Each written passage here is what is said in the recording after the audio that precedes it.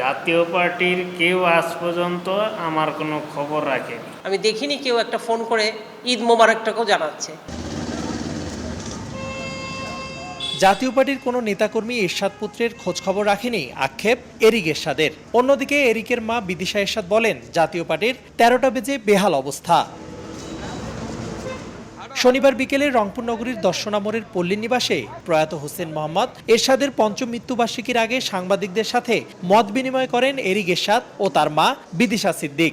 এ সময় এরিক বলেন, তার বাবা হুসেন মোহাম্মদ এরশাদের মৃত্যুবার্ষিকীতে এসে তিনি শোকাহত হয়ে পড়েন। গত ৫ বছরে জাতীয় পার্টির কোনো নেতাকর্মী কেউ খবর রাখেনি এবং তার চাচা জিএম কাদের কেন খোঁজ খবর রাখেনি উল্টো সাংবাদিকদের প্রশ্ন করতে বলেন এরিক। আমার চাচা জিএম কাদের আমার কাছে জিজ্ঞেস করার আগে ওনার কাছে জিজ্ঞেস করবেন যে উনি কি আমার খেয়াল রাখে কি।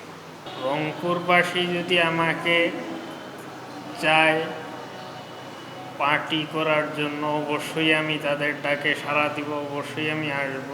এদিকে এরিকের মা বিদিশা বলেন, এরশাদ মরে যাওয়ার পর রাজনীতি ও পরিবার থেকে এরিকের সম্পর্ক বন্ধ করে দেয়া হয়েছে।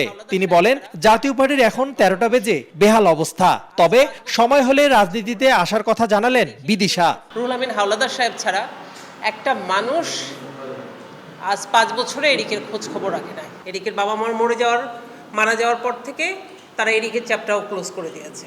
রাজনীতিতে দেখেন আমি আছি, সময় হলে আরও আসব। আপনারা যারা আছেন, রংপুরের মানুষ যারা আছেন, তারা যদি মনে করেন যে আমাদের প্রয়োজন আছে, আমি তো আমার লাইফ স্যাক্রিফাইস করতে রাজি আছি রংপুরের জন্য, আমার সন্তানও তাই করবে। পরে এরশাদের পঞ্চম মৃত্যুবার্ষিকী উপলক্ষে এলাকাবাসীদের সাথে নিয়ে কবর জিয়ারত করেন এরিক ও তার মা বিদিশা সিদ্দিক। রেদওয়ান হিমেল, সময় সংবাদ, রংপুর।